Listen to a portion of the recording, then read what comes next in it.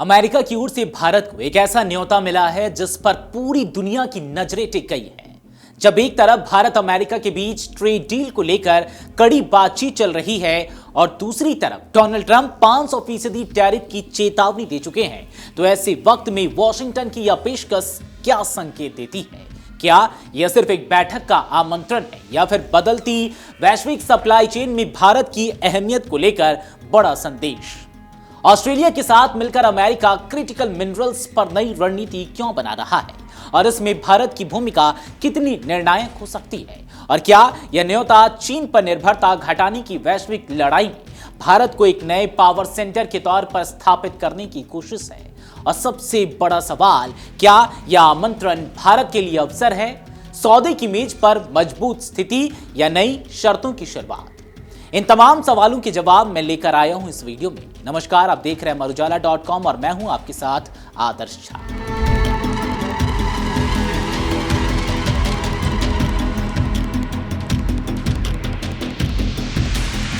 दरअसल वैश्विक supply chain के बढ़ते जोखिमों और चीन पर निर्भरता घटाने की रणनीति के बीच भारत को एक अहम कूटनीतिक संकेत मिला है। अमेरिका के वित्त मंत्री स्कॉट बेसेंट ने कहा कि भारत को ग्रुप ऑफ 7 यानी कि G7 के विकसित देशों के वित्त मंत्रियों की एक विशेष बैठक में आमंत्रित किया गया है। यह बैठक सोमवार को वॉशिंगटन में होगी, जिसमें क्रिटिकल मिनरल्स यानी कि दुर्लभ और रणनीतिक खनिजों पर गहन चर्चा की जाएगी। इस बैठक में G7 देशों के अलावा ऑस्ट्रेलिया और कुछ अन्य गैर G7 देशों के शामिल होने की भी उम्मीद है। एक निजी मीडिया चैनल से बातचीत में स्कॉट बेसेंट ने बताया कि वह पिछले साल गर्मियों में हुई G7 नेताओं की बैठक के बाद से ही क्रिटिकल मिनरल्स पर एक केंद्रित चर्चा के लिए जोर दे रहे थे। दिसंबर में इस विषय पर एक वर्चुअल बैठक हो चुकी है, लेकिन वॉशिंगटन में होने वाली यह बैठक कई अधिक अहम मानी जा रही है। इसका मकसद सप्लाई चेन से जुड़े खतरों के बीच देशों के बीच समन्वय को और मजबूत करना है। हालांकि बेसेंट ने यह भी साफ किया है कि भारत को न्योता दिया गया है, लेकिन अभी स्पष्ट नहीं है कि नई दिल्ली ने अपनी भागीदारी की पुष्टि की है या नहीं। इसके अलावा किन किन गैर G7 देशों को आमंत्रण भेजा गया है, इस पर भी स्थिति साफ नहीं है। G7 में America, Britain, Japan, France, Germany, Italy, Canada और यूरोपीय संघ शामिल है। क्रिटिकल मिनरल्स को लेकर G7 की चिंता सबसे बड़ी वजह चीन पर भारी निर्भरता है।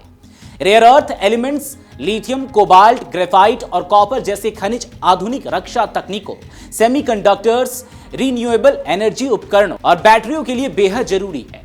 अंतर्राष्ट्रीय ऊर्जा एजेंसी यानी कि IEA के मुताबिक चीन दुनिया के प्रमुख क्रिटिकल मिनरल्स की 47% से लेकर 87% तक की रिफाइनिंग क्षमता का नियंत्रण रखता है।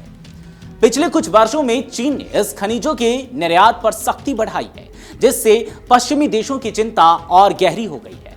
हाल ही में रिपोर्ट सामने आई है कि चीन ने जापानी कंपनियों को रेयर अर्थ और मैग्नेट के निर्यात पर पाबंदियां लगानी शुरू कर दी हैं और जापान की सेना से जुड़े कुछ ड्यूअल यूज सामानों पर भी रोक लगाई है। ऐसे में सोमवार को यह बैठक रणनीतिक रूप से बेहद अहम मानी जा रही है। इस बैठक में ऑस्ट्रेलिया की भूमिका भी केंद्र में रहने वाली है। अक्टूबर में ऑस्ट्रेलिया ने अमेरिका के साथ एक अहम समझौता किया था, जिसका मकसद चीन के दबदबे को चुनौती देना है। इसके तहत 8.5 अरब अमेरिकी डॉलर का एक क्रिटिकल मिनरल्स प्रोजेक्ट पाइपलाइन और प्रस्तावित रणनीतिक रिजर्व बनाया जा रहा है। यह रणनीतिक रिजर्व ऐसे समय में दुर्लभ और जरूरी धातुओं जैसे रेयर अर्थ और लिथियम की आपूर्ति सुनिश्चित करेगा, जब वैश्विक बाजार में भारी बाधाएं हों। ऑस्ट्रेलिया का कहना है कि इस पहल में यूरोप, जापान, दक्षिण कोरिया और सिंगापुर ने भी रुचि दिखाई है। हालांकि अमेरिका और चीन के बीच तनाव बढ़ा हुआ है, लेकिन स्कॉट बेसेंट ने यह भी कहा कि चीन अभी भी अमेरिका के साथ किए गए अपने कुछ वादों को निभा रहा है। चीन अमेरिकी सोयाबीन की खरीद कर रहा है और अमेरिकी कंपनियों को जरूरी क्रिटिकल मिनरल्स की आपूर्ति भी जारी है। यह बयान वैश्विक सप्लाई चेन की उस जटिल हकीकत को दर्शाता है जिसमें टकराव और निर्भरता दोनों साथ साथ चल रहे हैं। अब सवाल यह भी उठता है कि भारत के लिए क्यों अहम है यह न्योता? दरअसल भारत को मिला यह आमंत्रण उसकी बढ़ती वैश्विक भूमिका को दर्शाता है। विश्लेषकों का मानना है कि G7 देशों और उनके साझेदारों की यह पहल किसी एक देश पर निर्भरता कम करने और सामूहिक आर्थिक व तकनीकी प्रतिस्पर्धा को मजबूत करने की दिशा में बड़ा कदम है। भारत के लिए यह इसलिए भी महत्वपूर्ण है क्योंकि देश अपनी स्वच्छ ऊर्जा नीति और मैन्युफैक्चरिंग एम्बिशंस को पूरा करने के लिए क्रिटिकल मिनरल्स की सुरक्षित आपूर्ति चाहता है।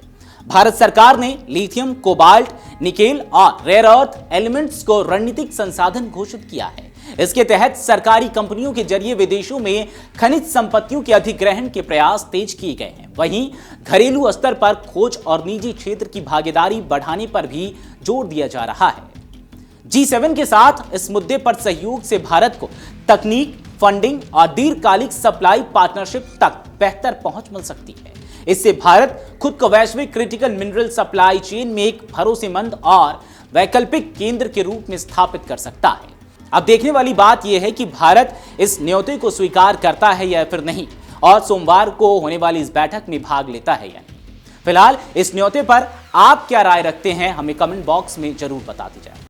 अगर आप ये वीडियो YouTube पर देख रहे हैं तो हमारे चैनल को सब्सक्राइब कर बेल आइकन दबाएं, और Facebook पर देख रहे हैं तो हमारे पेज को लाइक करें।